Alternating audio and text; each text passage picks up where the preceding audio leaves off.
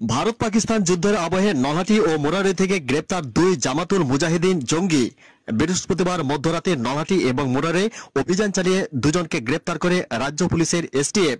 ধৃতদের বিরুদ্ধে মুসলিম তরুণদের মগজ ধোলাই করে রাষ্ট্রের বিরুদ্ধে যুদ্ধের উস্কানি দেওয়ার অভিযোগ। আজ শুক্রবার দুপুর 2টা নাগাদ দুজনকে রামপুরহাট আদালতে পেশ করা হলে একদিনের জেল হেফাজতের নির্দেশ দেয় রামপুরহাট আদালত।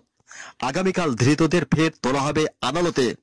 ধৃত আজমাল হোসেন, বয়স 28 বছর, বীরভূমের নলহাটি থানার বানিওরের কাছে চণ্ডীপুর গ্রামের বাসিন্দা।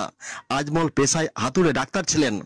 আরেক ধৃত সাহেব আলী খান, বয়স 28 বছর, মোরারি থানার চাতরা গ্রামের বাসিন্দা। দুজনেই এদেশের নিষিদ্ধ জিহাদি সংগঠন জামাত উল মুজাহিদিনের সদস্য।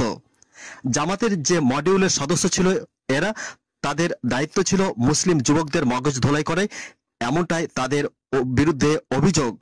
মূলত রাষ্ট্রদ্রোহী, ধর্মীয় উস্কানিমূলক বার্তা ছড়িয়ে দিত তারা। পুরো বিষয়টি করা হতো এনক্রিপ্টেড ভার্সনে। ধৃতদের কাছ থেকে উদ্ধার হয়েছে ধর্মীয় বিভিন্ন বই, উদ্ধার হয়েছে ল্যাপটপ ও বেশ কয়েকটি mobile. Bureau report, Nalhati news express.